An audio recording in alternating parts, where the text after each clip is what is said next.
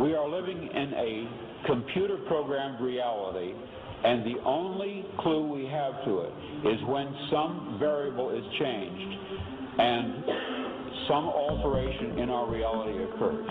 We would have the overwhelming impression that we were reliving the present, déjà vu, perhaps in precisely the same way, hearing the same words, saying the same words. I submit that these impressions are valid and significant, and I will even say this: such an impression is a clue that at some past time point a variable was changed, reprogrammed as it were, and that because of this an alternative world branched off.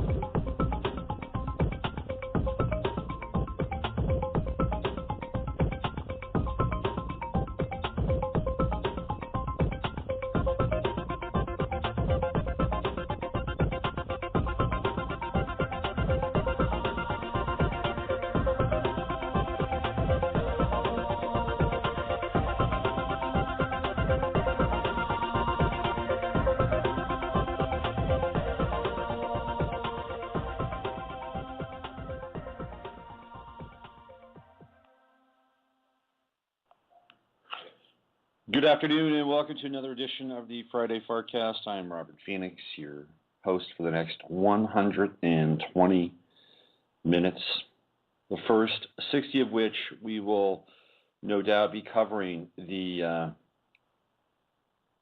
subject known as chemtrails. However, today's guests want me to refer to it as geoengineering, so we will do so, but we need to define what that means over the course of the next 60 minutes or so as well. The difference between the two, if there is any difference, we're going to have Alexandra May Hunter and Deborah Whitman join us in just a few moments, and we're going to be talking about chemtrails and geoengineering and why it's important to understand what's taking place in our skies and has been since 1997, at least as far as I'm aware of, maybe as far back as 96, 95, but I remember fully blown chemtrail spraying. So we now have had, since 1997, almost daily spraying of our skies with these particulate matter with who knows what. Well, we have some idea as to what's inside of this stuff, but it is, my co-host and co-producer just joined me here. So we have to get down and find out what they're spraying, number one, and number two, what the agenda is. It's quite important. And Alexandra and Deborah will have no doubt have some deep insight for us. And then the second hour, I'll just be kind of ranting and raving as I usually do for the final 60 minutes. Okay, so without any further delay, let's bring on both Alexandra May Hunter and Deborah Whitman. Let's jump right into this subject of geoengineering. Hello, ladies. How are you today? Hello. I'm doing great here in Davis, California. This is Deborah Whitman. Hi, Deborah. Hi, this is Alexandra Hunter from Phoenix, Arizona, and I'm doing well. Thank you for having us on today. Hey, it's my pleasure. So talk about your respective groups and what brought you two together. Deb, why don't you go ahead and start? Okay, I started a nonprofit called Environmental Voices, and you can go to our website, environmentalvoices.org. And what happened, and I had been sick for a long time and didn't know what it was. And in 2006, someone called and told me to research chemtrails on the internet. And I said, "What? You mean a normal jet contrail?" No, it's too big. I can't explain it. Just go research it. And the first website I pulled up, I knew that's what was making me sick. I suffer from what's called severe multiple chemical sensitivities. So I'm allergic to chemicals like somebody is allergic to a dog or a cat. So I started doing extensive research. I went to Sierra Club to bring this up as an issue with my photographs, and they wouldn't even allow me to make a presentation on 2 occasions. So I decided to start my own nonprofit. So I got my 501c3, and our mission is to provide research and education about toxic chemicals and how they affect our health and the environment. And we're working with a lot of different issues right now. One was No Fracking California. The other one's labeled GMO. But I will tell you that there's nothing more serious than this issue of, we refer to it as stratospheric aerosol geoengineering. And I'll give you a quick background is that there was a legislation in 2001 called the Space Preservation Act with Dennis Kucinich, and that's where the first term chemtrails came in. But we find that talking to scientists and professionals that we get a much better response if we refer to it as the stratospheric aerosol geoengineering. And so that's kind of how that came about. They refer to it as man-made clouds. Now we're talking about climate engineering. So it's pretty much all the same thing. Mm-hmm. Alexandra, before we jump into you, real quick, Deb, I'm curious as to what some of your symptoms were when you started to get sick, because I think there are a lot of people out there that are experiencing their own version of this, and it might be interesting to see if some of what they're experiencing might match up with what you were going through when you first started to explore this whole piece around geoengineering. Okay, well, the symptoms will vary with each person, but primarily these chemicals come down and we're breathing them, and we're also eating food and drinking water that are contaminated with these chemicals. And some of those that were listed in the Hughes Aircraft patent that we refer to is aluminum oxide, barium oxide, and oxides of metals, which could be, numbers of those metals that have not been identified.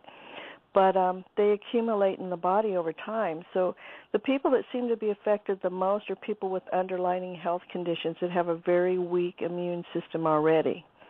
The symptoms that I had, when they would first start spraying, I could lay in bed and tell if they were spraying because I'd get irregular heartbeats. Mm-hmm. The other thing is my eyes would start burning and itching. Then it would go into my sinuses, and my sinuses would swell up. And I'm saying this is within a couple of hours. Right. So then it would go into my chest where I couldn't breathe. I was short of breath. And then I'd get kind of nauseous to my stomach, like I was going to get dizzy and pass out. And then I would go into like a panic attack in a way that, I couldn't breathe and I'm getting sick and something's going wrong and I couldn't figure out what it was. And then my blood pressure would go sky high into stroke levels. I mean, it was extremely high, and then I'd have to call the ambulance. They couldn't get my blood pressure down. I'd have to go into emergency and be put on oxygen. And after about 4 or 5 hours of being in emergency, my symptoms would go away, and I'd be fine, for another few weeks. And it depends on how hard they were spraying. If they were spraying consecutive, for several weeks, then I would be going into the hospital like once or twice a month on an average. So those were the symptoms. I have other people that report to me they get headaches, but I do know I get calls from people all the time that are having health issues that they believe is related to this. And the way to find out if you're being affected or anyone else is to watch the skies, learn from the videos that are out there and the documentation of the difference between a normal jet contrail and these programs. And journalize your symptoms. How were you feeling before this started? How do you feel, with the heavy spraying going on? And start documenting how you feel both emotionally and physically. And then you can tie it in to this. And on days when there's no spraying and the skies are clear and you're feeling wonderful, and then the next time when they're spraying, if you feel like you're dying, then you can link those together. So. Right. Well, thanks for sharing that. Okay. Alexandra, what about you? Tell us about your group and sort of how this came into your awareness as well. Okay, but I have a quick question for Deb before I talk about myself. Deb, so then did you get a heavy metals test? Did you have your hair or blood tested for the metals? Yes, I did. I went to a facility the first time in Reno, Nevada, and I know the aluminum came back high, and I don't have the test in front of me, but cadmium and I think lead were some of them that were really high. And I went through one chelation where they did it intravenously, but then somebody told me that was dangerous because they use chemicals to chelate out. So I found that product, which was called zeolite, which they no longer manufacture, the same one that I took, but I took it for 2 weeks, and it was a miracle for me. I'm telling you, I was so loaded up with chemicals, I couldn't drive in traffic, I couldn't be out when there was aerosol spraying or anything like that.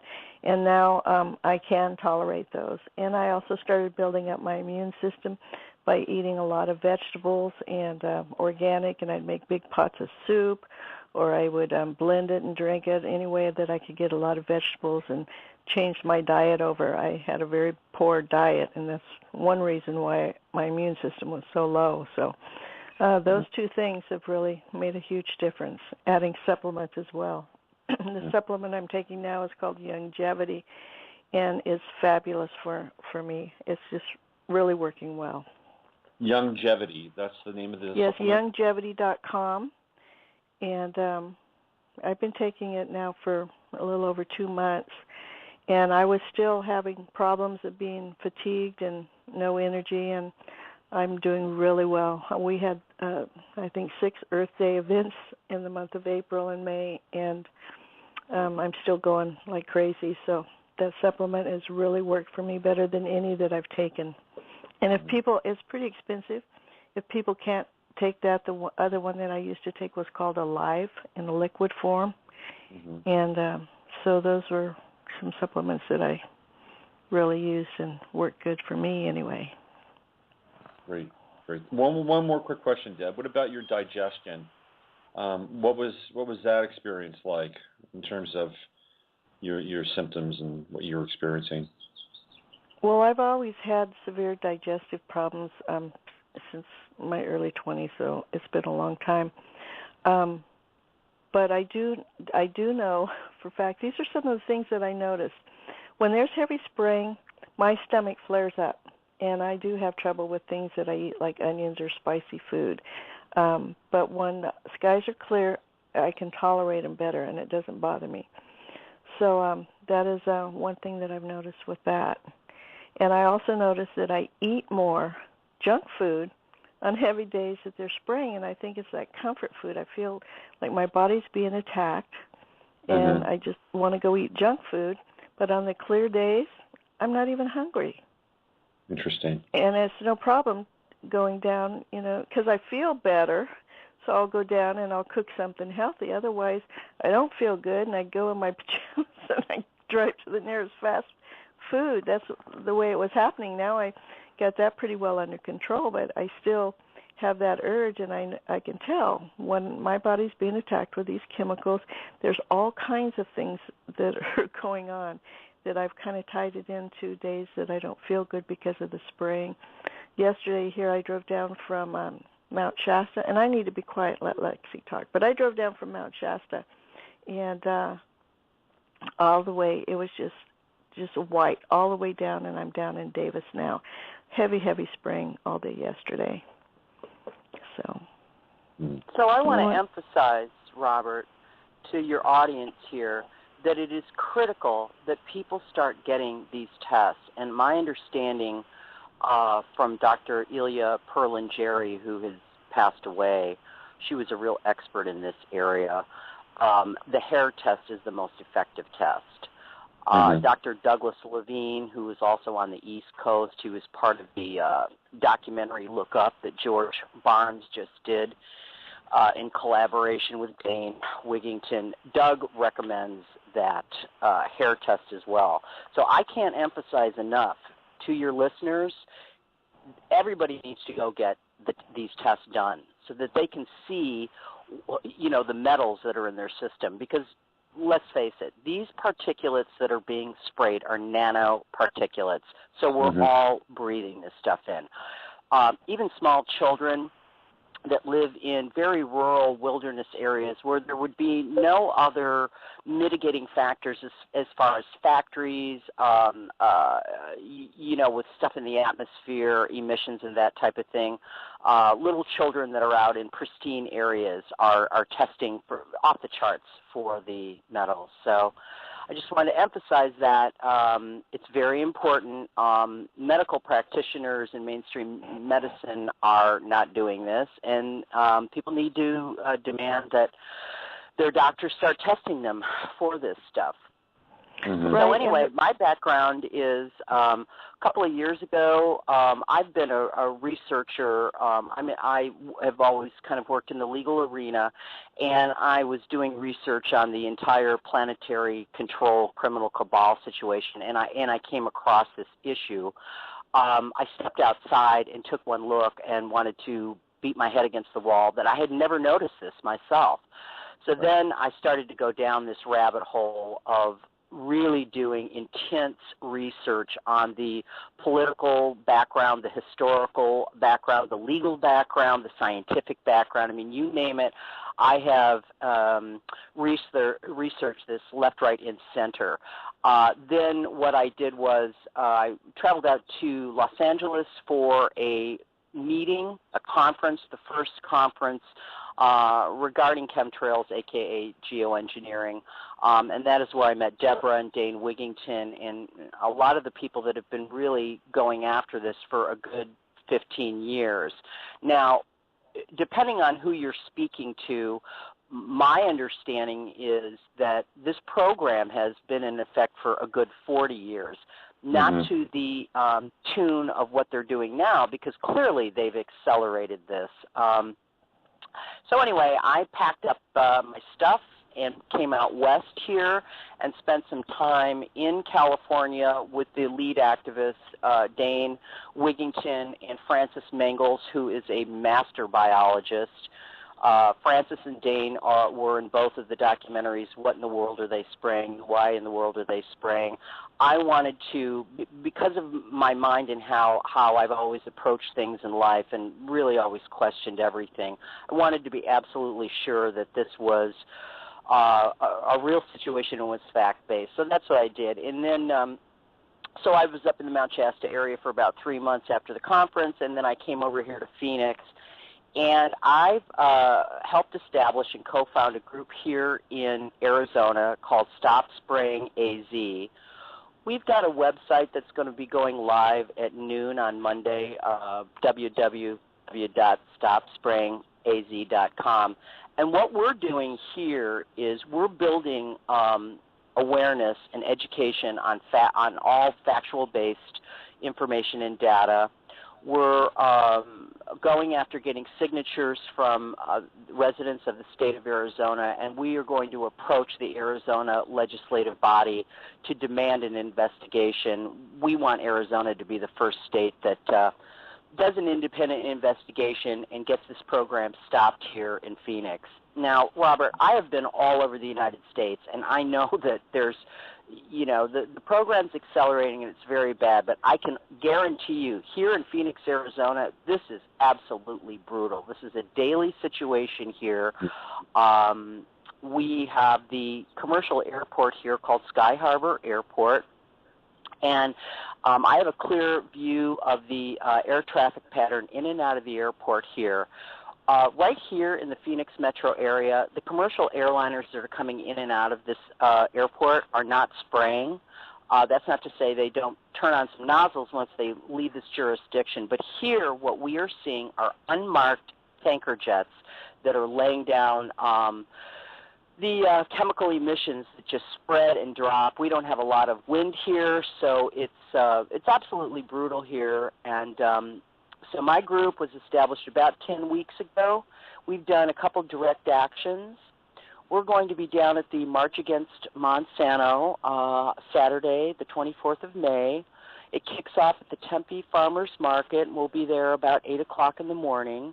And we're going to educate the folks that want their pure food and to eradicate Monsanto. We're going to explain to them the nexus between the geoengineering and the GMO foods, and there's definitely a connection between both of those programs.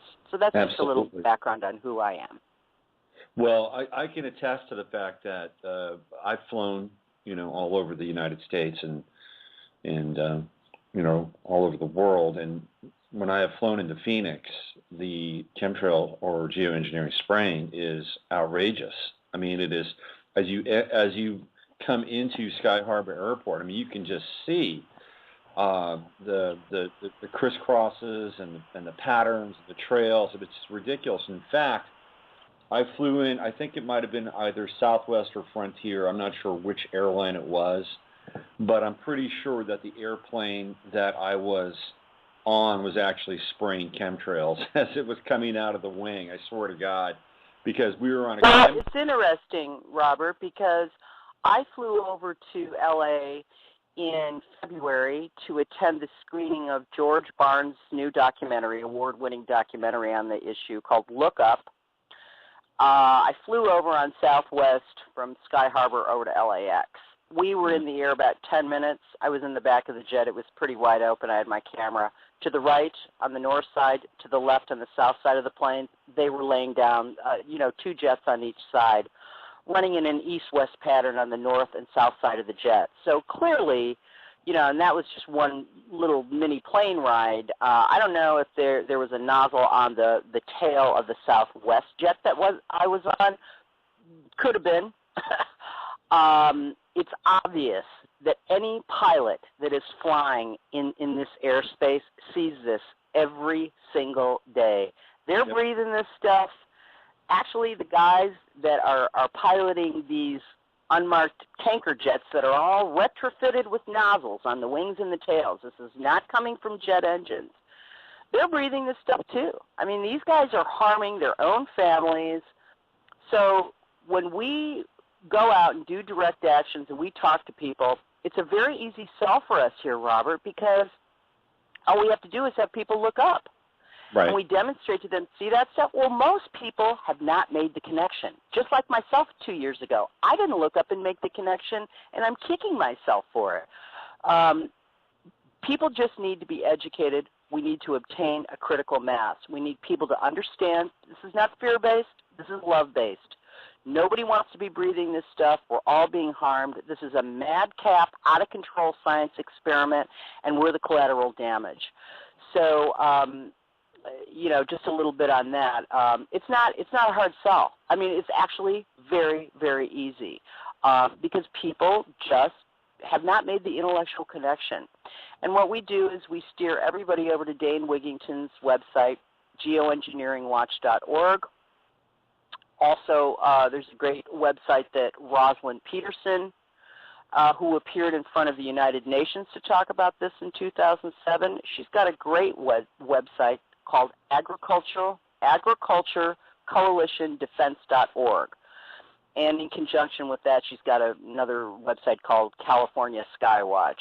I'm sending people over to Rosalind's website because her data in there is a goldmine of information, and it's data that was all prepared by these different towns and villages and municipalities in the state of California, evidencing the chemicals up to a particular year. I think it was 2005. Deb can speak to that. After that point, they shut it down. The EPA, none of these jurisdictions, whether it's a state side or federal level, they've all stopped testing for these metals.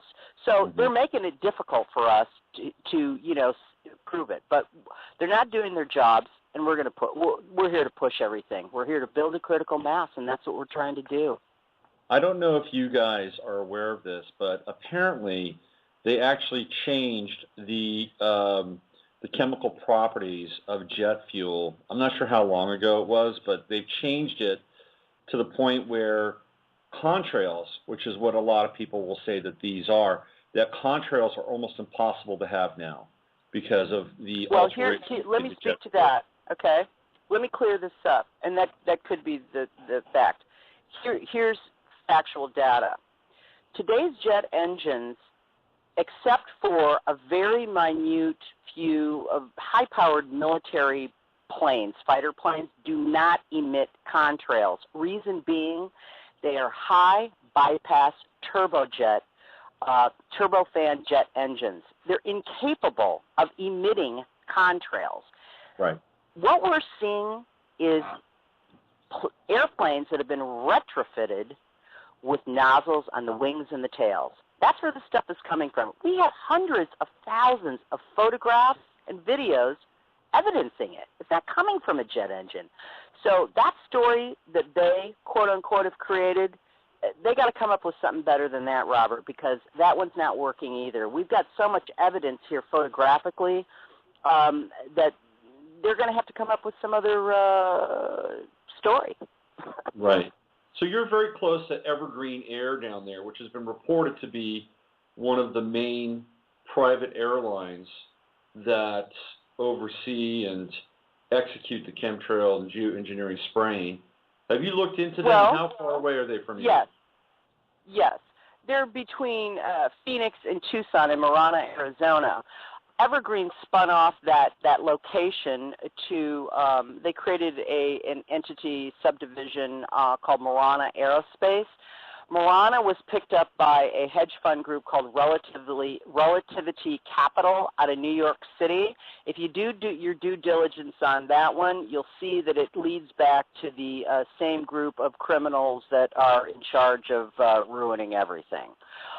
Robert, when I do my research, I follow the money, and it becomes extremely obvious, who's in control of what's going on. So the situation down in Marana is that that is actually land that's owned by the county down there, Pinal County, and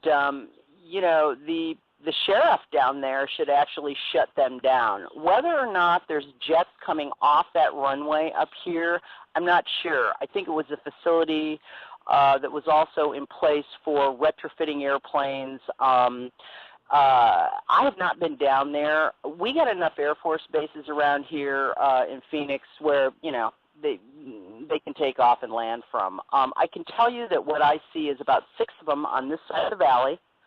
They'll run the operation, and then for, an hour or two, and then they split for a little while because they got to go refuel. And then they're back up there shortly thereafter, maybe 45 minutes later. So wherever they're going to refuel at is not far from here. Whether it's Marana, I can't say for sure. Right. Deb, I want to ask you about your experience with the Sierra Club, which doesn't surprise me, by the way, but it's kind of mind-blowing that these foundations or groups that are supposed to protect our environment have turned a deaf ear to this crisis. And you can add the Audubon Society, you can add Greenpeace, any other major environmental group. They will just not deal with this. What were the reasons why they gave you that they would not want to hear your presentation? Well, they didn't even give me a reason very much. The one person that was creating the problem is a scientist with, I believe, the Water Quality Control Board. And this was the Yolo County Sierra Club that I had just become a member of. And so I started to speak the first time I was there and show my photographs, and he, interrupted me and said, oh, this is nothing but normal cloud seeding and it's not hurting anybody, so, let's not discuss it. And since he was on the board and I was new, I didn't say anything, but I talked to him afterwards and, told him how rude that it was that he interrupted my presentation. And so I talked to the president, and she said to come back the next meeting and do my presentation again. Well, I started to talk in the next meeting, and he came in late and sat next to me. And the minute that I started to bring up the issue, he stood up, and I was standing up talking. He stood up, started waving his hands, almost accidentally hit me in the face, and he'd been drinking. So needless to say, he started yelling. I said I didn't want to talk about this anymore. It's nothing and it's not affecting anybody, and it just shut me down again. So when I left, I was so angry that I decided to start my own nonprofit, and nobody can tell me what I can talk about and what I can't talk about. So I also, at that time, produced a video called Skylines. And I didn't know how to edit, and I couldn't afford to pay anybody to edit. I do photography and have for years in video. So I shot the video and interviewed Rosalind Peterson is on it, Dane Wigington, Francis Mangels is on it, I believe, and also Alan Buckman, who's another retired Department of Fish and Game biologist. And also we videotaped a session up in Mount Shasta where a whole group of citizens were up there trying to get the county to start testing for these chemicals, and the decision was voted down for the reason that it costs too much money for testing. However, we can get, it costs approximately $25 per chemical for the test. So anyway, they shut down and voted against it, and that's on Skylines. So if you go on YouTube, there's 40 minutes of an hour and a half documentary that I put up there with those interviews. And and it's 2 words, Skylines. And then you can also go to Environmental Voices, all one word, on YouTube. And Mike Murphy's film's up there, I think, What in the World They Spraying, Skylines, and I have some other videos on that page as well. So I wanted to add, before I forget, too, that people can go, I would recommend them find a good naturopathic doctor.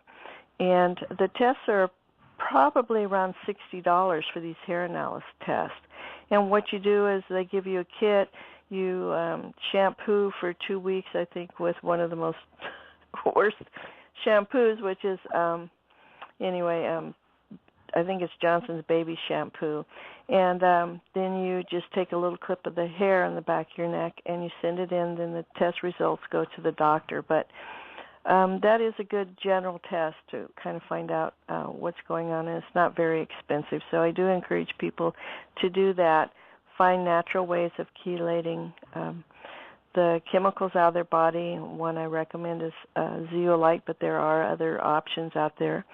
And build up their immune system, because we're all being affected. And so we need to start doing that.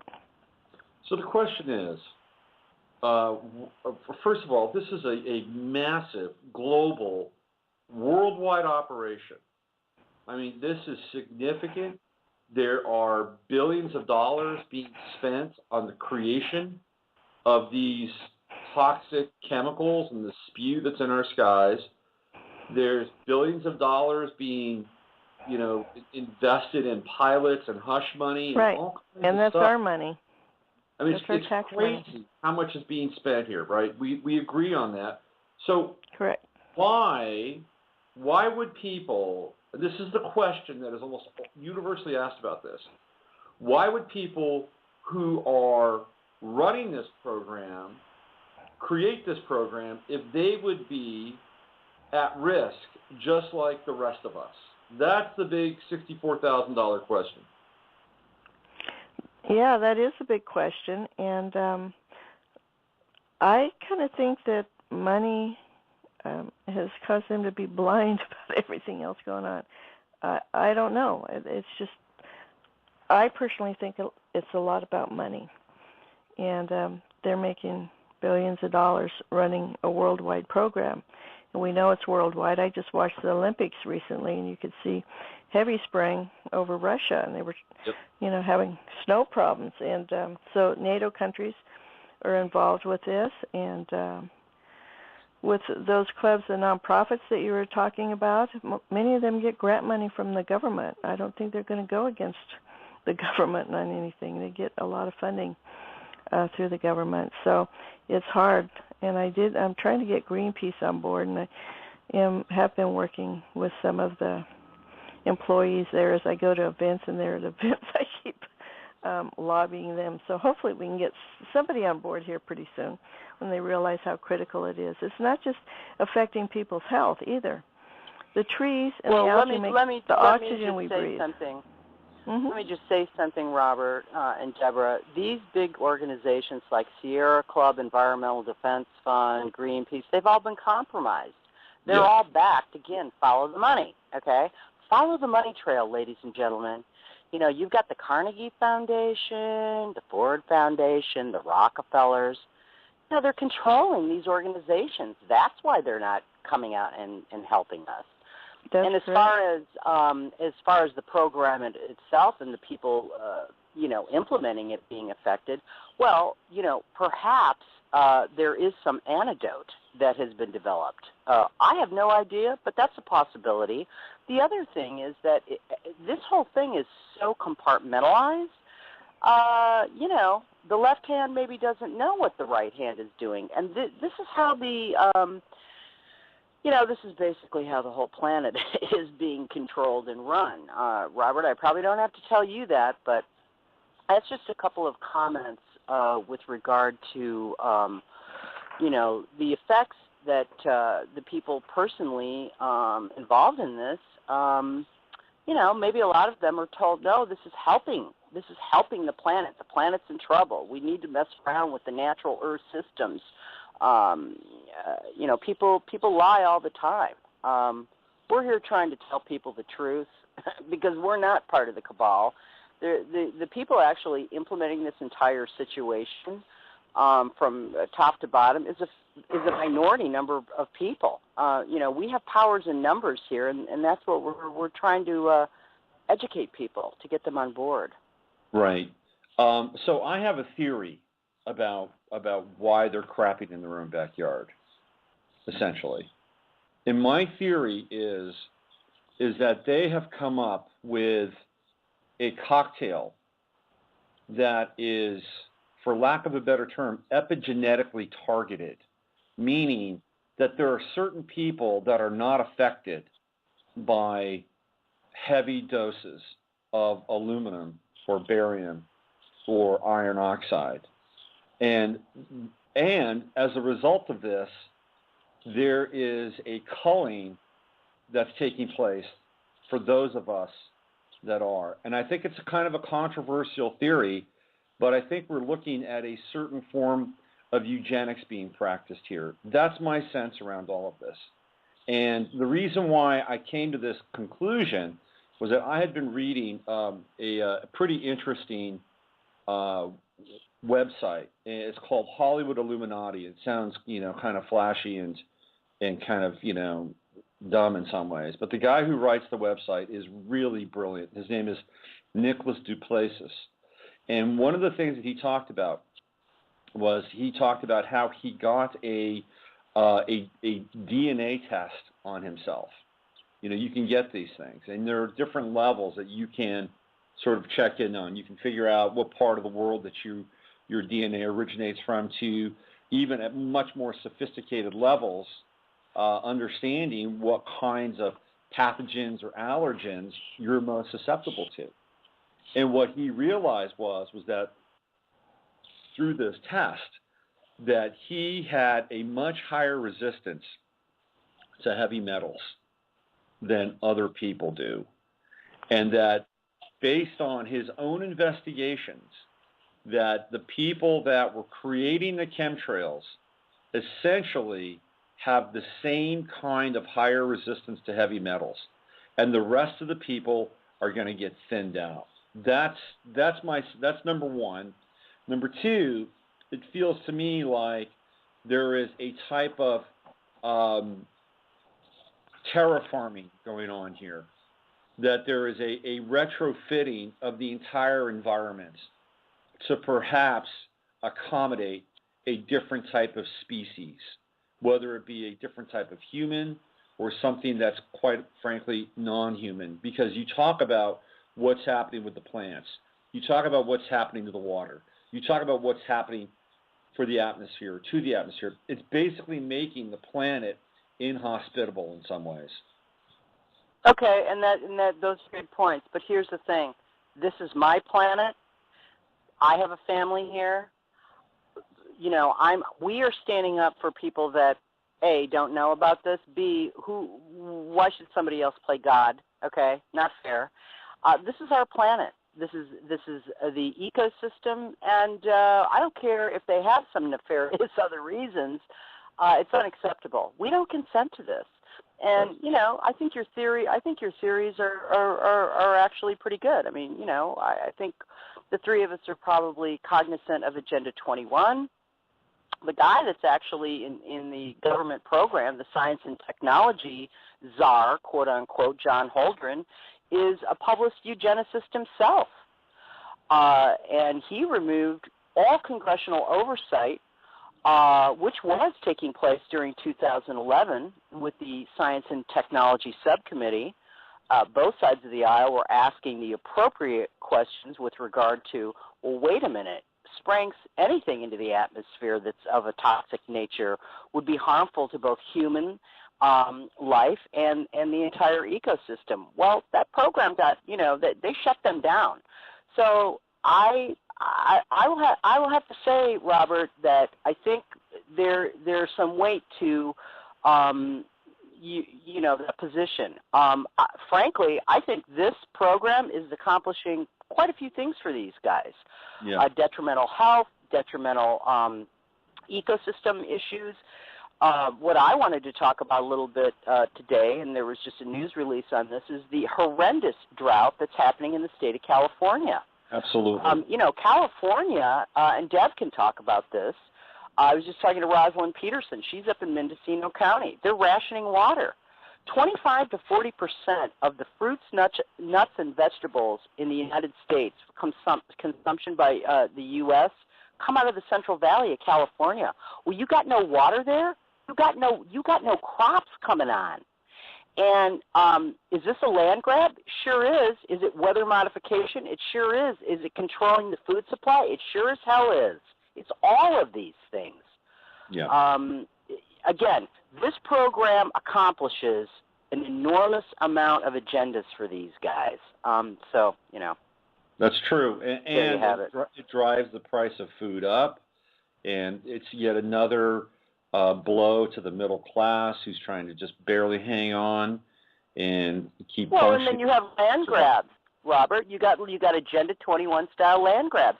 They're going to drought out. They're droughting out the Central Valley, Cali. They got the cattle ranchers. They got all these guys. All these people are going down under. We had a farmer down in Amarillo, Texas. They drove this guy totally. He was a cattle farmer. The guy is finished. Yeah. Okay, and then they come in and they pick up the land for pennies on the dollar. It's Agenda 21. It's sick, evil, and nefarious. The thing about this issue is that the leaders in this movement, we have no fear. There is no fear factor whatsoever with us because, we're on the right side of the universe here, trying to help people to sustain our civilization on this planet. This planet of ours is fully capable of operating normally within its own systems, the entire natural systems. But for a bunch of psychopathic, out of control nutcases. Yeah. Well, they're convinced that they can make these decisions for the betterment of the whole, right? I mean, that's, they believe, based on whatever fallacy or fantasy or, whatever psychopathic, drug they're whiffing, that they can make these choices because they are more intellectually and morally in their own mind empowered to do so. So they see this, I'm sure, in some ways as being kind or beneficent or compassionate for the whole, even if, 3-4 billion people, 5 billion people have to die along the way. I mean, I'm sure that this is part of their mindset. The other part of their mindset is they're just greedy and they want to play God. That's the other piece around all this. Agreed. So I found a business down here in Mesa, Arizona. I want to talk to a little bit, just slightly here. Going back to what Deb was talking about earlier with regard to natural, homeopathic, naturopathic remedies. There's a lady here in Mesa that runs a business called Southwest Herb. She gives classes. We're actually hoping to have Deb come down here and have a speaking engagement. It's in Mesa, Arizona. Her name is Kathy Gould. You can find her on Facebook. It's a fabulous business where people are learning the alternative methods for healing themselves, as opposed to big pharma and not really addressing the core root issues of different maladies that people have. So I wanted to give Kathy a plug. Again, we're hoping to have Deb come down here sometime soon to give a talk, because Deborah does address the health issues. She's had personally gone through hell and back. And then we would like to screen George Barnes's documentary, Look Up. So, we're just doing whatever we can here to wake people up, get them to understand that, you know what, this is our planet. I don't hold these nutcases on a higher plane than me. I am a highly educated, evolved being. And, I'm coming from a place of love and the divine feminine. And these guys they're misguided people. And they're not smarter than us. They're actually vicious and evil people. That's who they are. Mm-hmm. And we're calling them out, and we're backing them into a corner. And they're running out of their storyline on this Chemtrail and all the stuff that they use. It's, they got to come up with something better pretty quick, because we have an answer, an educated, fact-based answer to all the BS that they're putting out there. Well, now they're actually coming forward, and they're being more public with the whole thing. And Al Gore's been talking about it, and they're starting to massage this now as being a remedy for global warming. So right. Well, this is, and what that is, if I may interject, this is Hegelian dialect. Okay, it's problem, action, solution. Climate change, the root cause of climate change is the geoengineering. Look at the state of California. If you want a little shock value, we are just beating this drum as loud as we can, Robert, because there's going to be no crops coming out of the Central Valley of California this year. We are urging people to have a garden, to start planting their own food.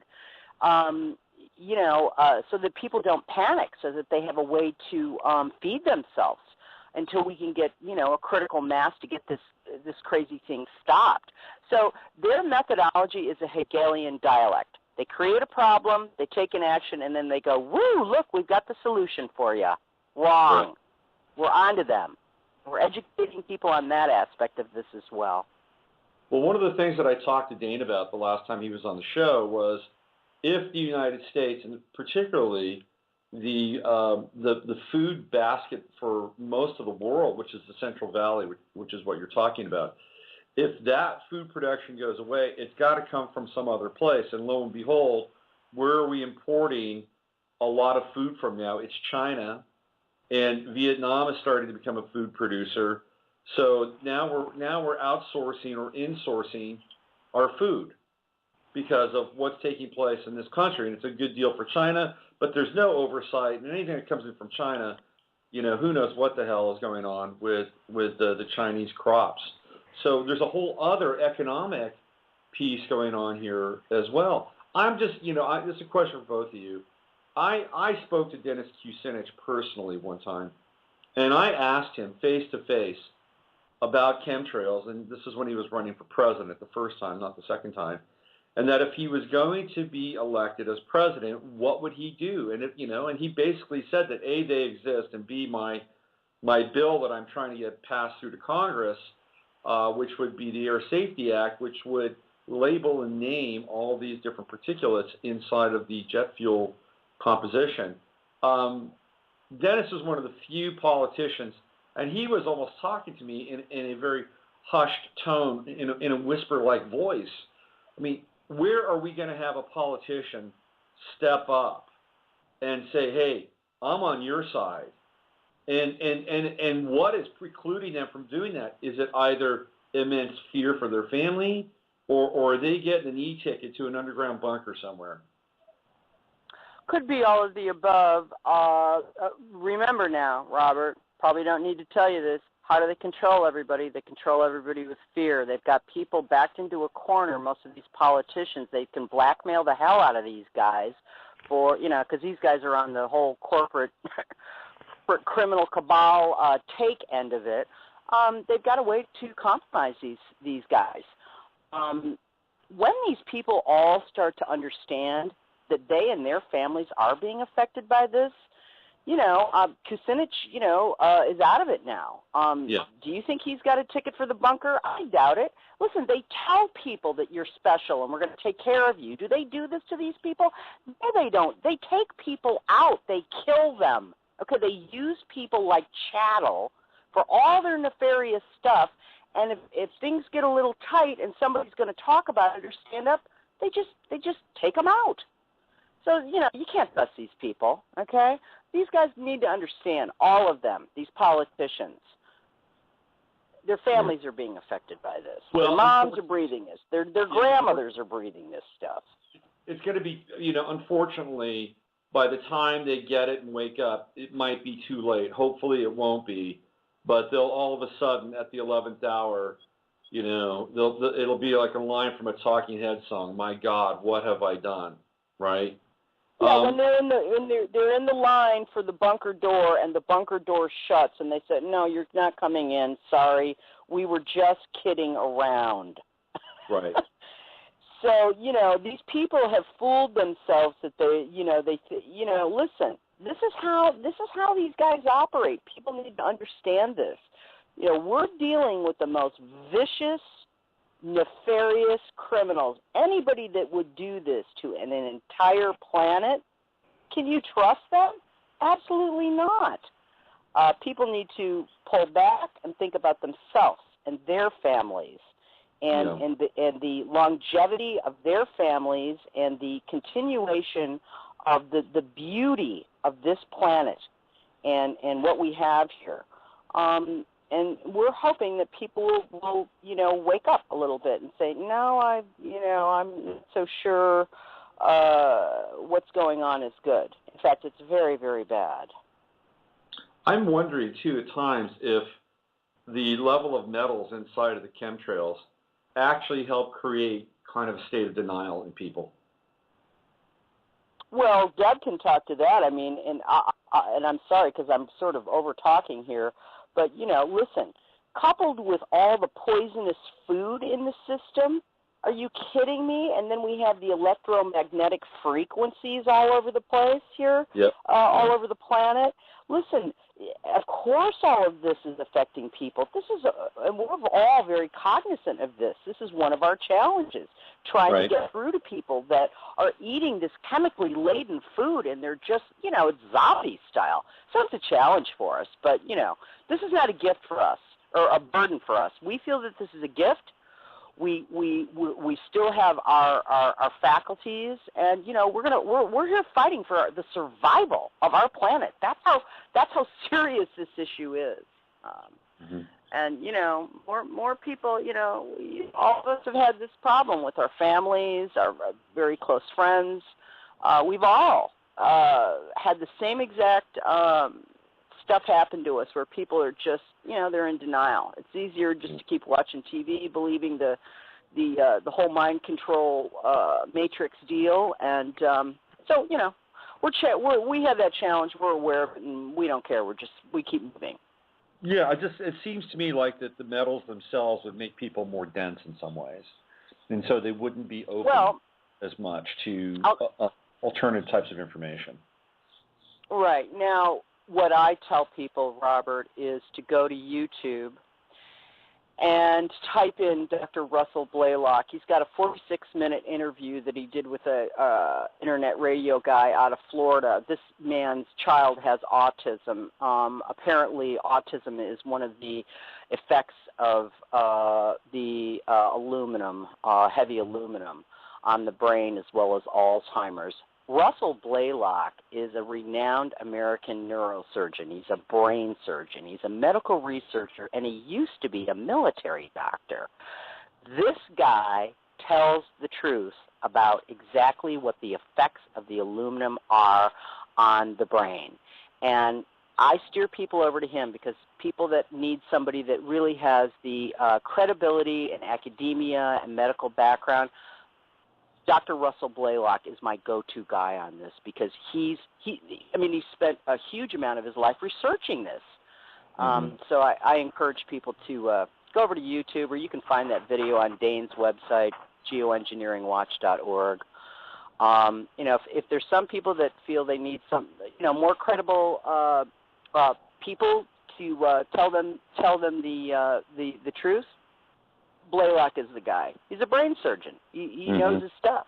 He used to work for the military, and this guy could dance circles around anybody that tries to argue with him. He's really a phenomenal man, and a real a guy that obviously cares about the situation because he's been talking about it for quite some time. Yeah, we're talking with Alexandra May Hunter, whose website StopSprayingAZ.com will launch on Monday, and Deborah Whitman, who is part of Environmental Voices. Is that a .com, Deb? .org. .org, environmentalvoices.org, and we're addressing the chemtrail crisis. I think that the one group that really needs to take hold of this and not let it go is parents. If you have a kid, you have got to get involved in this. And if you don't get involved in it, then you're literally allowing your child to be put up for genocide. And I know that this is really strong language, but this is the bottom line here. You are literally allowing and consenting for not only the ill health and potential terminus of your children, but even your children's children. So you must be held culpable on some level. I mean, this is heavy language, but this is where we are right now. And I think the barrier for a lot of people, especially people with kids, because when people have kids, they go into two modes. They go into protective mode and they go into conservative mode. And I've seen this quite frequently. So what they want to do is they want to protect their child, but at the same time they become much more conservative, and they don't want to subject their child to any kind of outside trauma or something that they can't handle or deal with themselves. So the idea that there are forces beyond their control, theoretically, that are damaging the planet and damaging them and damaging their children, it's almost too much for them to handle. It's almost too much for them to bear, because at that point, then they have to ask themselves, what else is taking place? What else is being done? And how can I hold up the rest of my life while I'm embracing this reality? But it's the only reality that we have. Once you get past that first fear, once you understand that this is what's taking place, then there's no looking back, and then you do whatever it takes from that point forward. That's when the protection part kicks in. But I think parents really need to step up here and look at the future for their kids and their children's children. I agree, and it seems like a lot of the people that I'm dealing with that aren't open to this are people that are pretty self-centered, and they don't care about other people. They care about themselves. So I'm running across people that are like that it's not affecting them, so, who cares? Then I'm running across other people, like you mentioned, that can't deal with something like this. I mean, I get comments like they say, well, I'm so busy working, I'm so busy trying to take care of family, I can't deal with this. This is too big. I just can't deal with it. So, we're getting those type of people. I'm finding the ones that are really open are the ones that have an open mind and are very compassionate, to others as well, and they do care about what's going on in the environment. Now, I had one lady today, or the other day when I was up in Shingletown area, I was trying to give her one of Dane's flyers. She says, "Oh, I don't want to deal about it. Get your head out of the computer." And and she says, "You're a wacko," or something like that. And I just said, "Well, you need to be more open-minded and see what's going on." And they're spraying right over there, her head. I mean, I'm pointing to them. I said, "You really think this is real? Do you really think it's natural?" So, those are the type of people we're dealing with. But what we are doing is planting the seed. So I'm hoping that she's going to go home and think, about our conversation we had in the middle of the parking lot, and do a little of her own research and open her mind a little bit and see what's going on. And I do have a quote here. If we have enough time, I could just read it from Dr. Russell Blaylock. And so he says here in an article that he'd written called Geoengineering Exposed, my major concern is that there is evidence that they are spraying tons of nano-sized aluminum compounds. It has been demonstrated in scientific and medical literature that nano-sized particles are infinitely more reactive and induce intense inflammation in a number of tissues. Of special concern is the effect of these nanoparticles on the brain, spinal cord, as a growing list of neurodegenerative diseases, including Alzheimer's, dementia, Parkinson's disease, and Lou Gehrig's disease, ALS, are strongly related to exposure of environmental aluminum. Now, I just met a lady that has Parkinson's disease, and so I'm talking to her about chelating her body of metals and building up her immune system. And we know that there's increases in autism and all of these illnesses, both physical and emotional illnesses, are all lumped under aluminum. If you go and research the side effects of aluminum, it includes short-term memory loss, inability to absorb nutrients, digestive disorders, rashes. Then barium, which is also listed in that patent, has high blood pressure, heart rhythm changes. These are symptoms that I had when I was so severe. Muscle weakness, changes in nerve reflexes. There's so many people out there that are sick, and the doctors don't know what's causing these illnesses. And the other thing is tumors. And there was a link that Clifford Carnicom, if you go to carnicominstitute.com, I believe, has information about Morgellons disease, and we believe that's linked to the fibers that are coming out. And I've caught these fibers in the air. They look like spider webs, and we call them Kim webs. But on heavy spray days, you'll see these fibers stuck to everything. And we've had those tested, and they've come back positive with aluminum, barium, strontium, and titanium. Those are the only 4 things that I tested for, and they're positive with that. We've taken them off of a cat that was in the bushes. Same thing, high levels of these toxic chemicals in it. And we're finding this in tree bark as well. The tree bark, as I mentioned, humans are not the only ones that are affected. The trees and the algae make the oxygen we breathe, and they're dying at an alarming rate. We're in an environmental crisis, and we're testing tree bark on trees, and they're coming back positive with the same chemicals. So I can't even stress how critical this whole thing is.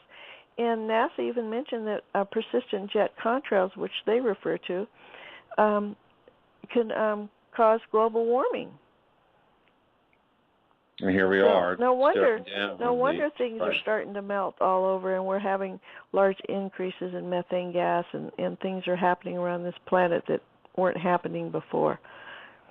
So, anyway. Well, just real quick here, we're the people in Southern California, in San Diego County, North San Diego County, where I lived for 3 years. San Diego is where my son was born, and I have a lot of friends there. They're literally being put through a living hell right now with these fires. Number one, because there's been a severe drought, and the brush is incredibly dry. Number two, they've had weather manipulation there, which is another part of all this, via HAARP and what happens where they move the particulates around and, can actually steer weather patterns with the stuff, which you talked about a little bit, Alexandra. And also, what happens to the trees and the ground cover and the brush, are we dealing with accelerants, in our environment?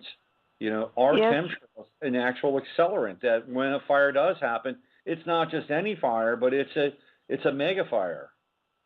That's true. They're burning longer. I mean, they go months at a time sometimes, and they're burning hotter. And this is a sign of the amount of aluminum that's in the environment because, as you said, aluminum is an accelerant. And that's what they use for ammunition. That's what they use in fireworks. In fact, I was outraged. I came back to Davis last night, and here is a small city that's full of trees. We're in a drought, and they're setting off fireworks at a park right in the middle of town. surrounded by trees, and we're in a drought. Everything is dry. Not only that, there were hundreds of young children there breathing aluminum, barium. These are chemicals that are in fireworks. And they're clueless. They think they're watching a wonderful fireworks. Oh, how exciting. And I mean, they were right there. It wasn't like they were shooting the fireworks off in a distance in a safe place. They were right directly underneath it. And clouds of these toxic chemicals last night with all these young kids breathing it and not having any clue. Their parents there, no clue that there are toxic chemicals coming out of those and that it could start a fire. This is in a residential area, right in the middle of a park in a residential area. I mean, I couldn't believe that they were doing that. Couldn't believe it. I'm sorry, but people so desperately want to hang on to some form of nostalgia, i.e. the American dream or whatever it is that they believe will add some coherency to their lives. And this nostalgia, this need for nostalgia, this desire to cling onto this thing of what once was but really isn't anymore is part of the problem too. And I'm not saying that we have to give up values because the values are important, but the theater, the simulacra of what being an American or having an American dream or having a family or all those things and all the little rituals that go along with it, those are mirages right now. I mean, right. They need to move out of the past. They need to get right here, right now with what's happening. I know, and I'm going to recommend laser light shows. I saw this up at Bouchard Gardens once. They had a laser light show there and to music, and it was the prettiest thing that I'd ever seen. And so we can do that and avoid putting chemicals in the air where the young children are breathing and quit worrying about the possibility of fires starting in a community. So that's one thing I'm going to recommend to the city here. Not only that, but the thousands of dollars that are spent. And then when you look at all the fireworks like the 4th of July and at New Year's, I mean, I was down in the Bay Area in Emeryville. My friend had an apartment, and we're watching fireworks going off in San Francisco, in Oakland, in Richmond, and Sausalito, all from one location. And that whole sky was just full of these toxic chemicals. So, we're getting chemicals. Well, the bottom line is, if I can just interject, California is hit on a daily basis. I'm on a global council. Dane Wigington is on this council. We've got people all over the planet. I've got two people in San Francisco, and another man that's in Los Angeles, John Graff, who's out there every single day covering this for us. The state of California is being targeted. It's being pummeled with this stuff, vis-a-vis the aerosol, the persistent aerosols, and then, yes, Robert, they are using the HAARP device to move the weather systems. They need the metal particulates in the atmosphere. It's a conductor. It's an atmospheric conductor. It's a requirement to move stuff. So they build it up in California. It creates a drought. They do the same thing out here in Arizona, western United States, and they take it and they move it. What's happening is there's a fallout effect. Aluminum is an accelerant. And is creating these fires. Ask any hotshot fire guy. We had a huge, terrible tragedy here last year up in Yarnell, just north of here. And I talked to one of these hotshot fire guys. They've never seen fires reacting the way they are now. Why? Because of the aluminum particulates that have landed on all the plant life. That's so, right. Again, and what's going to happen? People are going to be starving out there. I will say one good thing that I think is coming out of this situation, not only the awareness, but people becoming cognizant of their diet, eating properly, whereas everybody was sold this whole fast food, great, pick it up and run kind of a mentality, has done nothing but been detrimental to everyone's health. It's put a lot of money in big pharma's pockets, the hospital systems. So in a way, this is a consciousness-changing event for people, that they are becoming aware of what they're eating and what's going on around them. Yeah. Yeah, not only with the fluoride being added to the water, there's already chemicals in the water that you're drinking because they use other chemicals to filter out the water. So now they're adding fluoride, and then you go and buy the bottled water, and it's been stripped of all the nutrients, the minerals out of the water. Right. So it's really important for people to add supplements and also trace minerals into their diet because they're not getting it from the food any longer. Most all the food and water they're drinking and eating is poison. So, and ironically, fluoride comes from what? Aluminum. It is a I know. Can you processed believe that? aluminum. Yes. So we are. Hey, yep. Real quick here. I got a couple more questions. Have either of you, and I asked Dane this question as well, have either of you figured out where they are creating the chemical compounds for chemtrails? Where is this stuff coming from? Well, it would have to come from the aluminum companies, and I know that there's a large one over in Jamaica. So I don't know. Somebody would have to kind of look into that. But something came up about Alcoa aluminum a while back and the amounts of aluminum they were producing or something. But I don't know. I haven't done any research in that area. We believe that this program started at Wright-Patterson Air Force Base in Ohio. And right down the road from Wright-Patterson is a company that produces what I call the nanotubes. Deb, you can correct me if I've got the improper verbiage on that. But the chain of custody, obviously it's chemical manufacturers. The chain of custody from point A to the jets is probably pretty close together. We do have a whistleblower, Robert, a young lady that was an industrial hygienist with the United States Air Force. She's out in Chicago. Her name is Kristen Megan, and Kristen actually is a whistleblower, and perhaps you'd like to interview her next or sometime so she can talk to you about her direct experience with checking in the chemicals on 2 Air Force bases that she was at, one in Oklahoma and one in Georgia. She can speak more specifically to the chain of custody from the manufacturing point to loading them on the jets. Because this is a massive operation. I mean, they are pumping this stuff out like Coke is pumping out soda pop. I mean, think about it. There's a huge amount going on here, and I haven't seen a whole lot of information about where it's actually coming from and who is behind most of this. The other question I wanted to ask you too, actually I have 2 more questions. Here's the first question.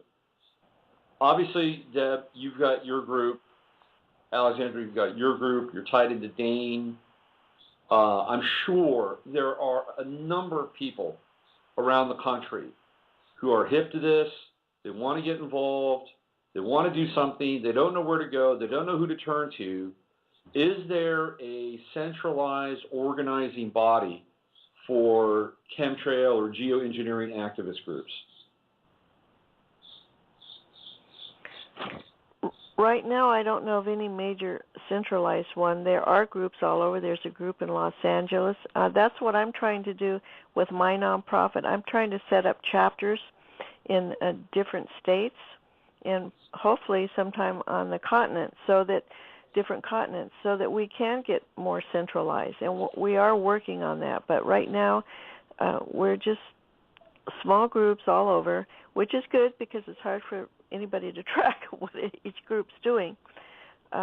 So we've got a chapter starting up right now in Connecticut, and hopefully we can get some chapters going on in each state where we can, send out the same information, be a little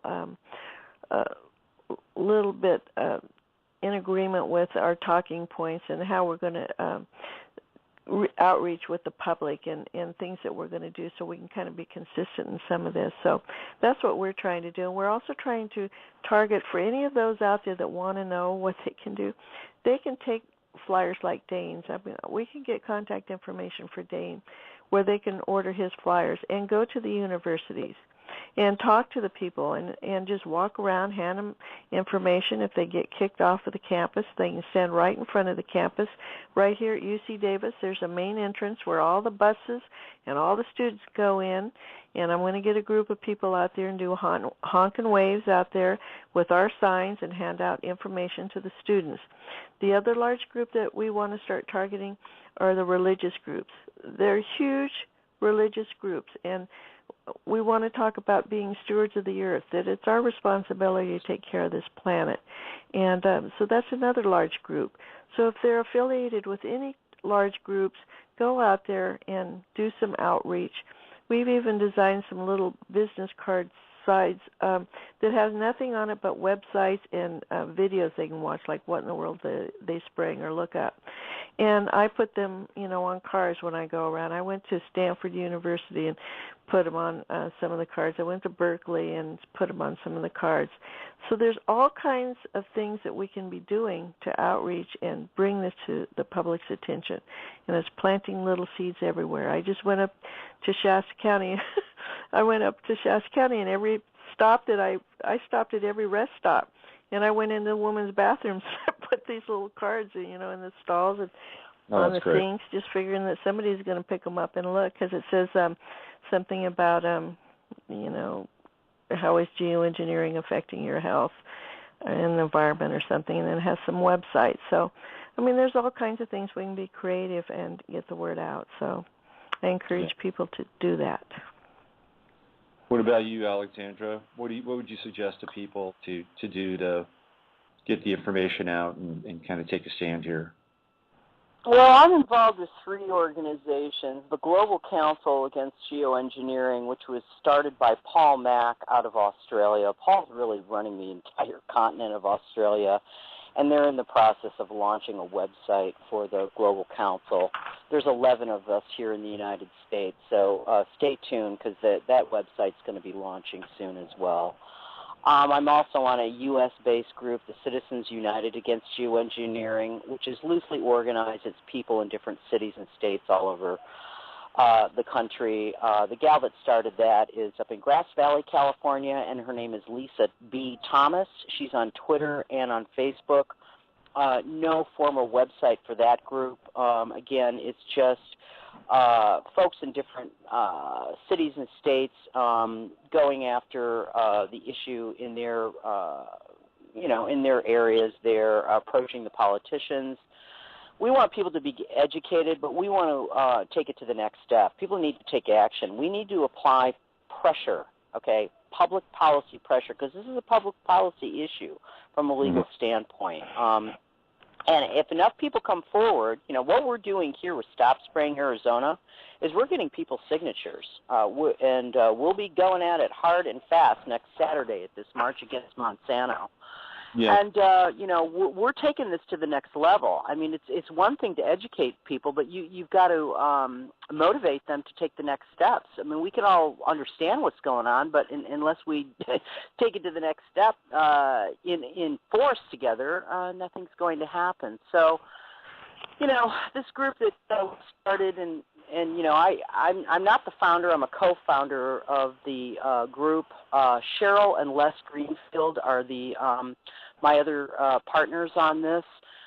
We started real simply with a meetup group, and on Meetup it's Phoenix Metro Area Geoengineering and Aerosol Awareness, and then we're going to have our website stopsprayingaz.com go live on Monday. So, I would say, Robert, that these leaders, these folks that have been out in the public forum talking about it, we're in the process of getting an organization down to make it easier for people to grab onto something and to get going.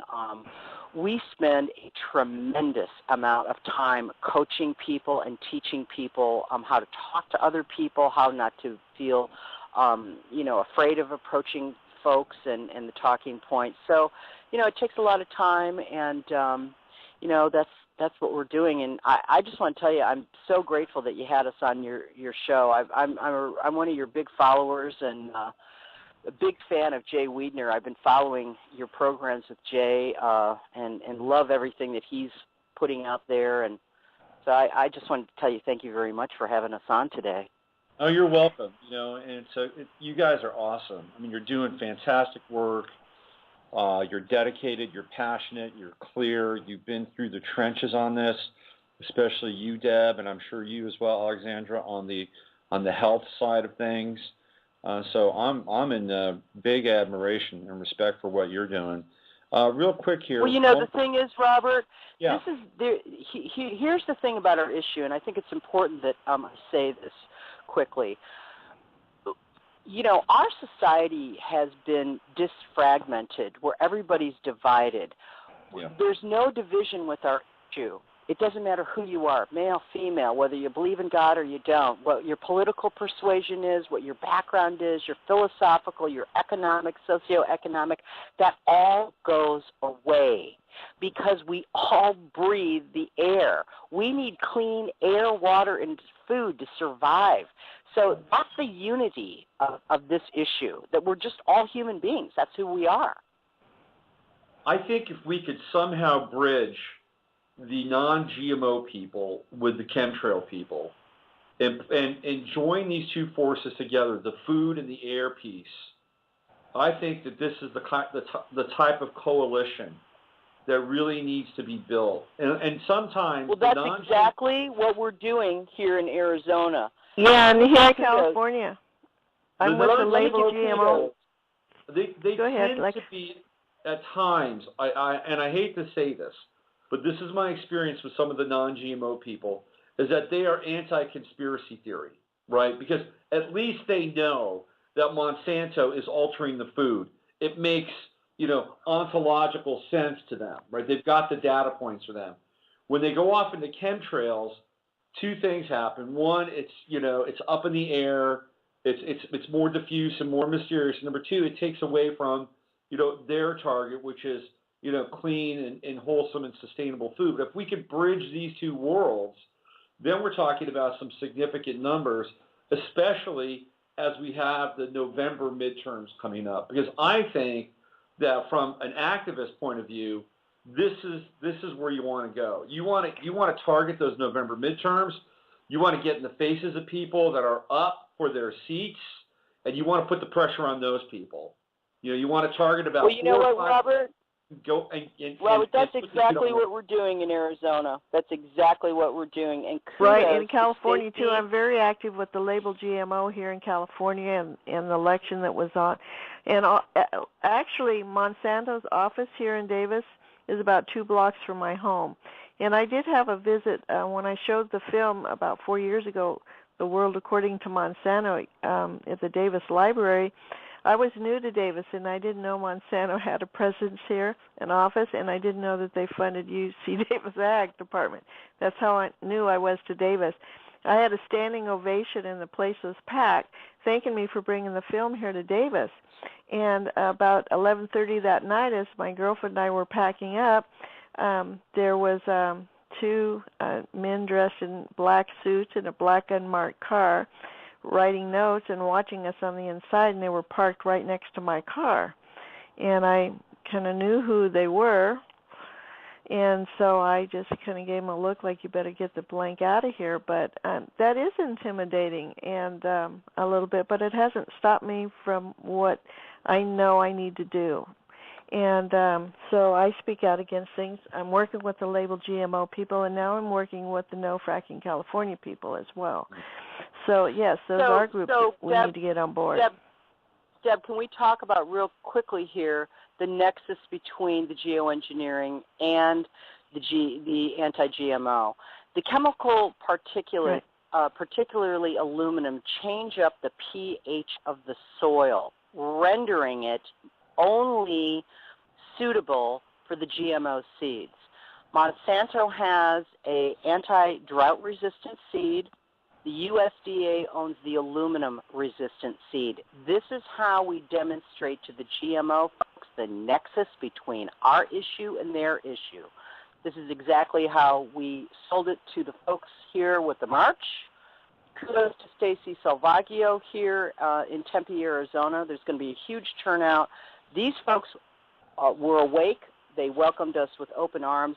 We're able to demonstrate to them, and we have the patents. We've got everything lined up so that we can educate people the connection between the chemical fallout and the GMO Monsanto seed issue. Mm-hmm. Very good put. Thank you. Yeah. I mean, I think if we can just get those folks on board and connect the dots with everything, then all of a sudden, we're talking about some interesting numbers. Well, listen, I want to thank the two of you for being on the show today. You're wonderful. You're true spiritual warriors, and I'm proud to have had you both on here today. You're welcome back anytime. Thank you so much. I really appreciate giving us the opportunity to educate your listeners. Yeah, kudos to you, Robert Phoenix. You're an amazing human being, and I'm very grateful that you had the two of us on. Thanks again, and hopefully if folks weren't able to listen during the program right now, they'll go into your archives and check it out. So thanks again. You're welcome. Thank you. You guys take care of yourselves, and I mean that. All right. Okay, bye-bye. Thank you. Bye.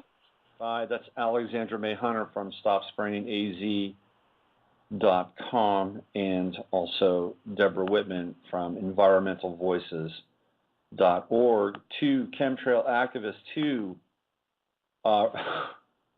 These women are heroes. You know, we say that we live in a time without heroes, where there's no heroes.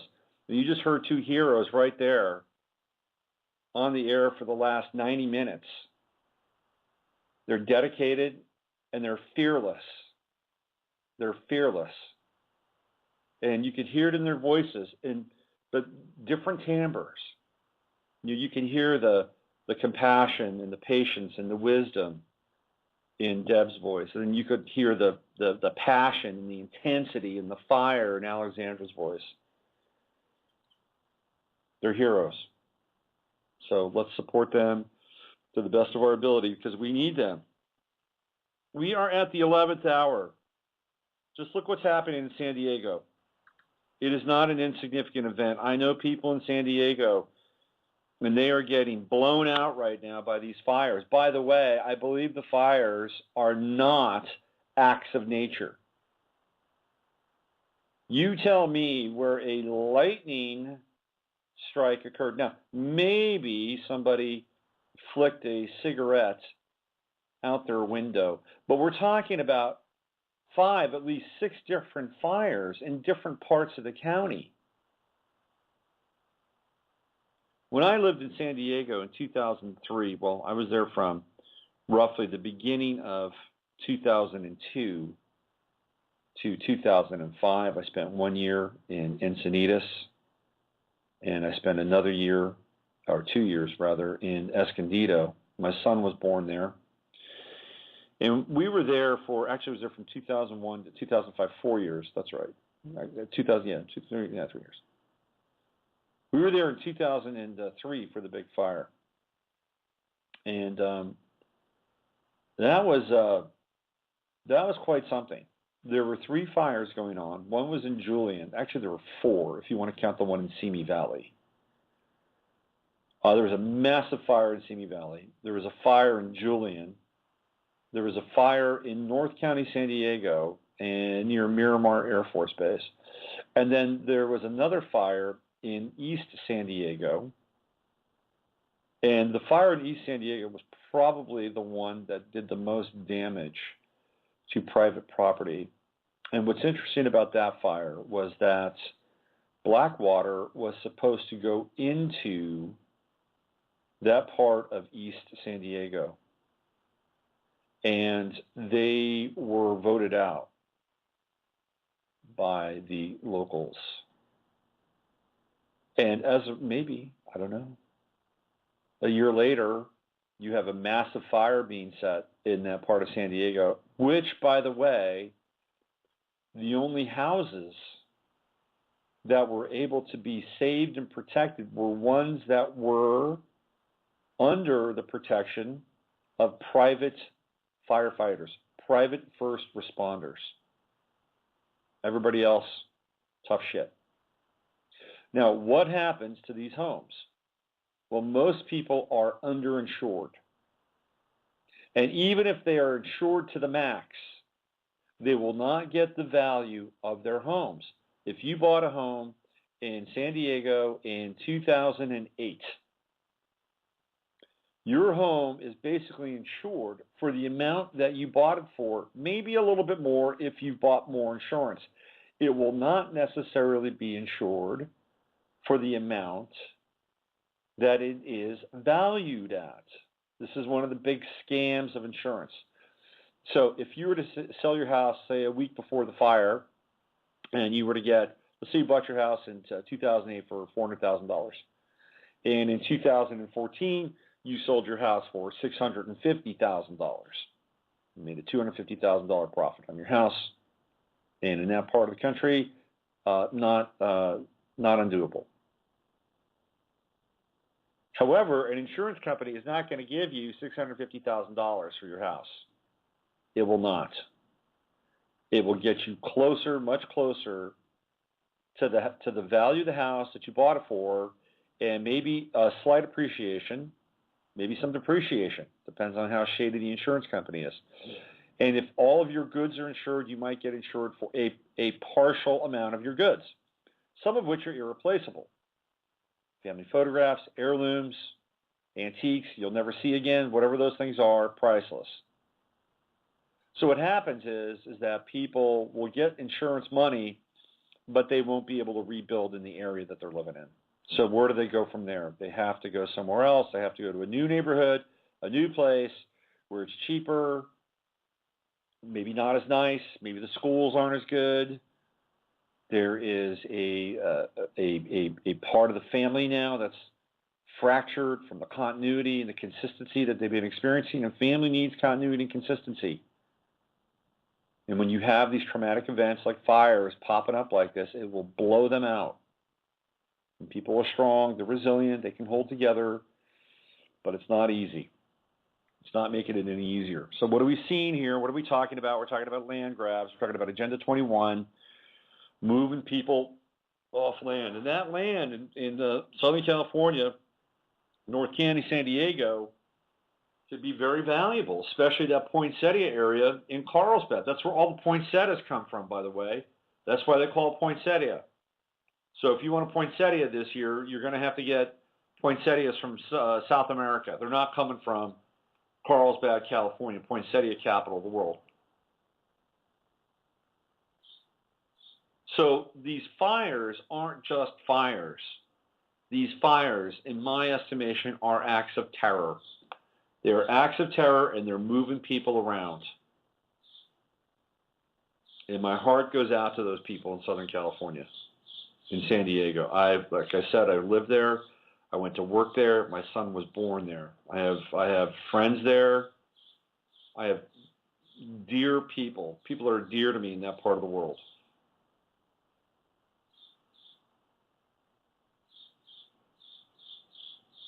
And it's true that chemtrails have helped us because of just what Deb and Alexandra were talking about, the accelerant that is added to the environment. These fires are not your average fires. These are hell on earth fires. You know, Alexandra was talking about what happened to I think it was 13 firemen last year in Arizona. 13 firemen, 12 of them died, and they were fighting that massive fire. I think it was not near Yuma, if I'm not mistaken. These guys were fighting these fires. They're terrible fires, and they were behind a flame retardant structure, and those fires were so hot that the flame retardant structure could not protect them, and they killed all but one of them. So we're talking about fires that are beyond the temperature, the gradient temperature that we experience with fires. They're fast. In Southern California, San Diego, they've had Santa Ana winds. Again, I'm sure that they are meteorologically manipulated by HAARP. They're flashing around 35, 40, 45 mile per hour winds. You try and fight a fire with that. with those kinds of winds and changing directions. And this is the Devil's Symphony taking place in North County, San Diego. It's all coming together. I know I sound like a prophet of doom. I'll try not to be. I still believe in the goodness of the human race, or at least part of us. It's challenging. It's challenging out there, though, man. It's really challenging. It's challenging on a macro level. It's challenging on a micro level. I coach Little League. You all know that. We're coming into our playoffs this weekend. And, man, Little League and energy dynamics are such a trip. It's such the whole thing kind of blows my mind. Just to experience energy and individual participation in dynamics. I'll give you an example. I have a mother on my team whose energy is so toxic that it affects, it's like a virus, and it doesn't even have to be spoken. Okay, I hate to kind of come to these kinds of judgments, but I've experienced this, and her kids were not at practice yesterday. Okay, she was not at practice. Her kids are not at practice. Look, her kids are fine. Whatever, they're okay kids. I try to work with them best I can. We had a great practice yesterday. It was great. There was no draggy energy. There was no draggy energy around. It was fun. It was upbeat. It was chipper. The kids played well. And I stroked my beard. I wonder why. And so dealing with this notion that, in the New Age world, right, they'll say, free yourselves from negative people, negative situations, blah, blah, blah, blah, blah, blah. There's some truth to that. There is absolutely some truth to that. And I think it's important to surround yourself with people that are positive and people that want to build something and people that are not detractors, people that are not toxic. And the subtlety of energy around this stuff is mind-blowing. Let me just tell you, it's mind-blowing. So we're going into our playoffs tomorrow, and I have no idea what's going to take place, but I have a feeling that we will probably not win because we have a good team, but the teams we're playing are really good, and we would have to play our absolute best, and they would have to make some mistakes. Henceforth, we would get a win. And it's been a real learning experience for me in terms of being able to, again, understand these energy dynamics.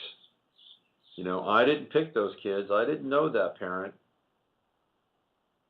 But at the same time, what am I supposed to do? What am I supposed to learn from all of this? I think part of it is just humility, to be honest with you, that we can't always be uber successful at everything that we do. And sometimes it's just about that. And maybe there's some other lessons along the way. It's 1:38 here in Austin, Texas, and we had a major rainstorm 2 nights ago. We got 6 inches of rain in one night. 6 inches of rain. We could use a couple more of those major storms here in the next few weeks. It would be great. But I would say that by and large, we're doing okay on the waterfront. Not great. Okay. For those of you that are waiting for the newsletter, I'm working on it. It's a work in progress right now. And I've got some interesting stuff that I'm putting together. And that'll be going out sometime this weekend, probably closer to Sunday night. So if you're a subscriber to the newsletter, hang in there. It's coming at you. but these things take time sometimes. And the elements have to be right. They have to all be in place. You know, I have this strange association with the movie Cloud Atlas, which is on cable. I'll see it, right? You know, it's like I'm going through the channels and I'll see Cloud Atlas and I'll turn it on. And almost every single time, I'm always turning the movie on at the same place. Like, I don't know Cloud Atlas from a certain point, before a certain point in the movie. I don't. To me, I only know half of Cloud Atlas. It's weird. And I keep getting that part of Cloud Atlas. It's the last third of the film, roughly. I'm trying to understand what that's about. I think I do on some level.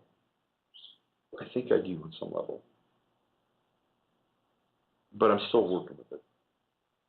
It's still a metaphysical cone. I'm trying to think what else is happening out there that I want to rant about a little bit. The Michael Sam thing is, you know, boy, is that is just a big pile of do in some ways. And one of the things that occurred to me about the Michael Sam experience, look, I don't care what he does. He's a grown man. He can do whatever he wants. He can sleep with whoever he wants. He can share his body with whoever he wants. My issues, and this is what I've been trying to explain to a good friend of mine over on Facebook, my issues with the Michael Sam experience is that it feels pushed. It feels driven. It feels like we're going to put it in your face. That's one issue I have with it. I'm old school, sorry. The other issue I have with it is if you differ or disagree with any part of it, you are shouted down and you are considered hateful. Now, we're dealing with this whole notion, and I'm put the air quotes here, tolerance. Tolerance, by the way, is the weak sister of compassion.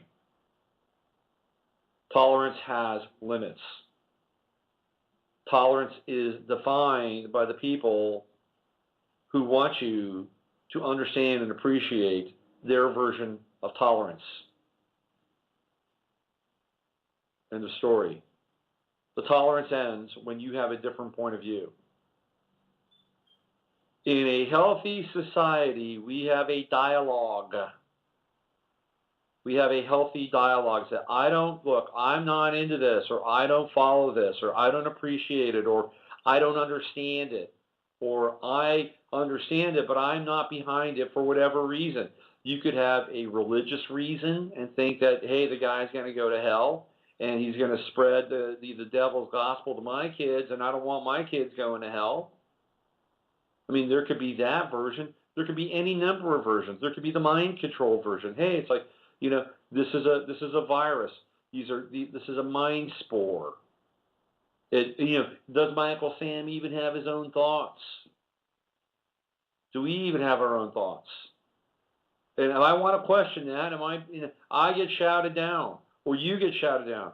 You become homophobic, or you're a hater, or you're racist, or you're prejudiced, whatever that word is.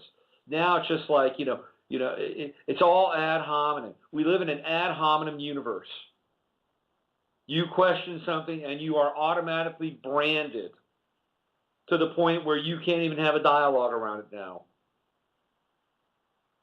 Morality is defined by the vox populi. And the vox populi is not something to be trusted.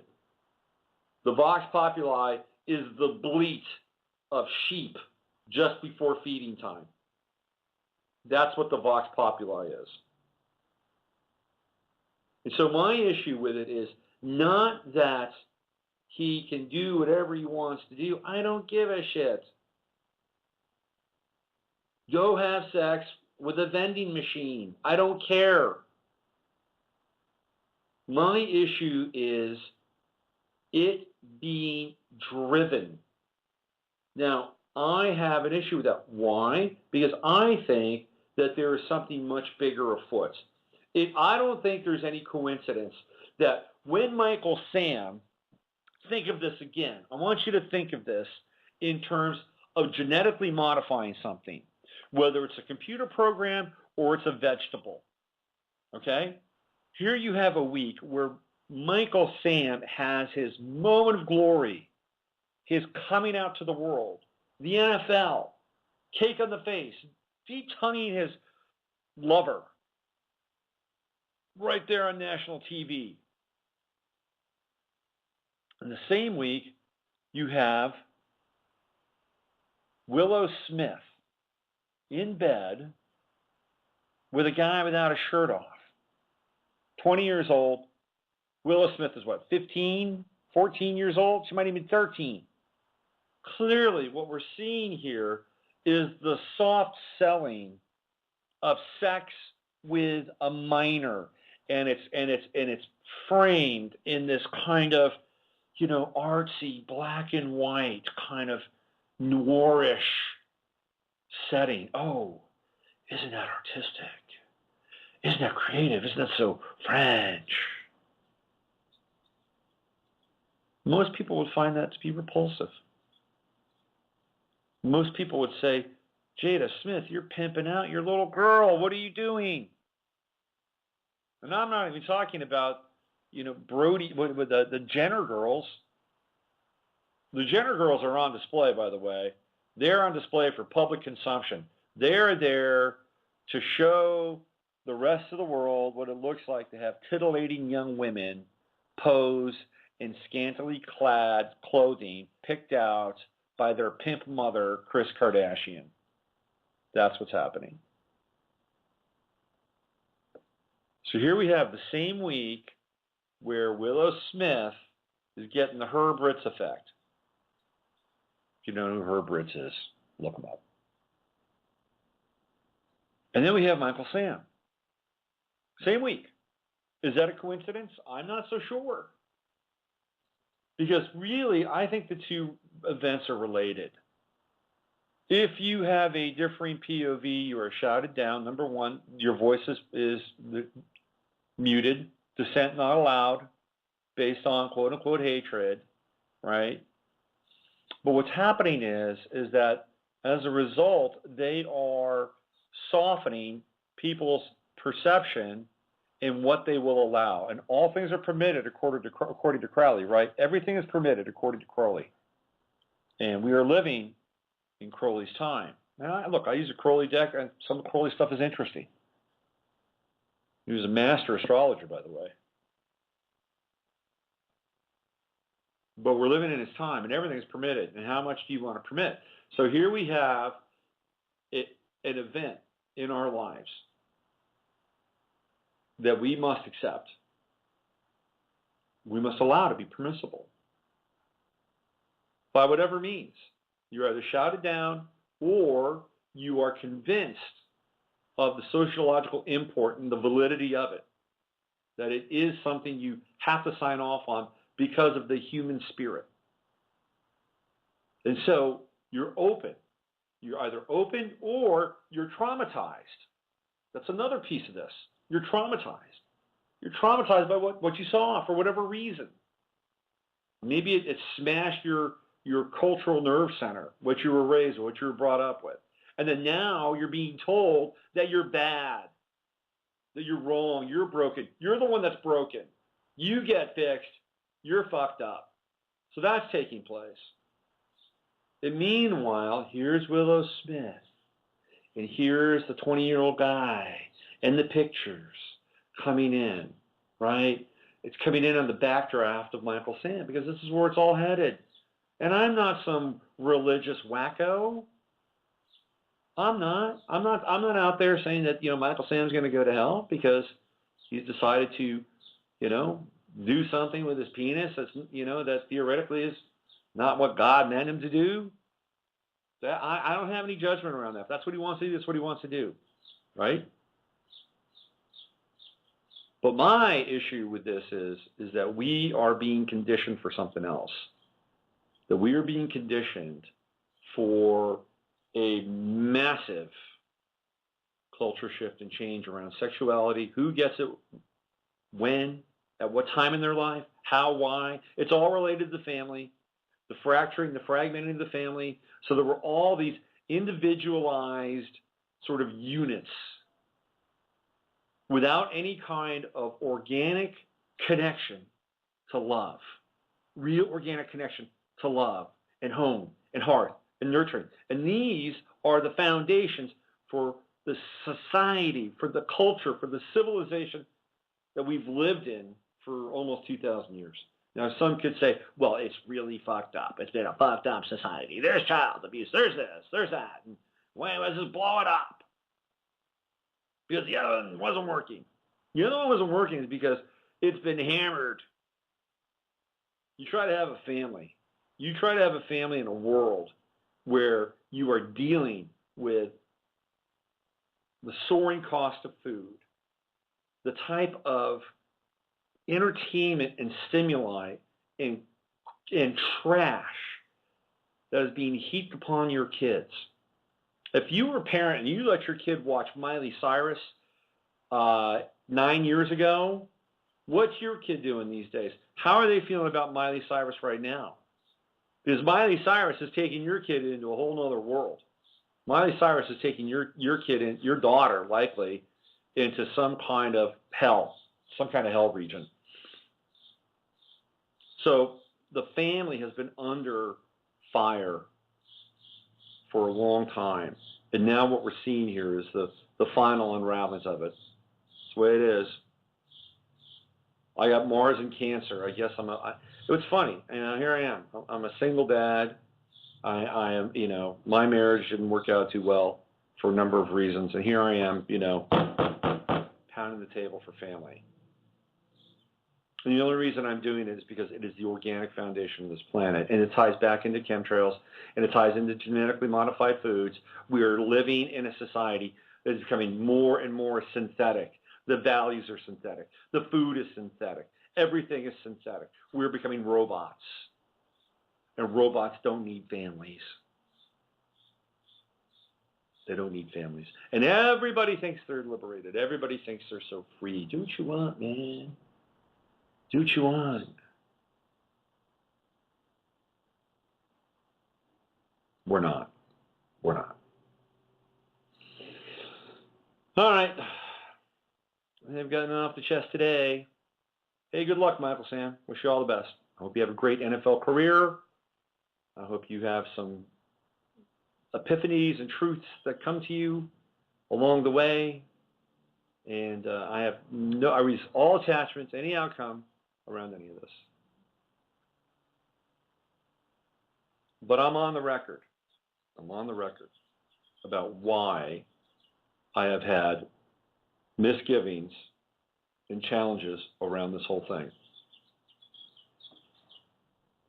I'm on the record. All right, that's it. I'll be back next Friday. And I'm going to have Sean Paulson on the show. And Sean is a writer-director, and he is putting together a film called The Saturn Returns. And it's basically like he may, take issue with this, but it's like a big chill for a group of, millennials that are going through their Saturn return. So I'm going to talk to Sean about the movie, where it's at, where he's at with fundraising on it. And I hope to have Derek Fargo, another filmmaker, on here with me on Friday, who's doing a documentary about shapeshifters. So next Friday, it's all about film. So join us here once again on the Friday FARcast. My name is Robert Phoenix. Spread this podcast around. Let people listen to Alexandra and Deborah, please. Please, it's important. Use your head to discern what's real, your heart to sift what's possible. I'll see you next Friday. Have a great weekend. And go Twins! We are living in a computer-programmed reality, and the only clue we have to it is when some variable is changed and some alteration in our reality occurs. We would have the overwhelming impression that we were reliving the present, déjà vu, perhaps in precisely the same way, hearing the same words, saying the same words. I submit that these impressions are valid and significant, and I will even say this: such an impression is a clue that at some past time point a variable was changed, reprogrammed as it were, and that because of this an alternative world branched off.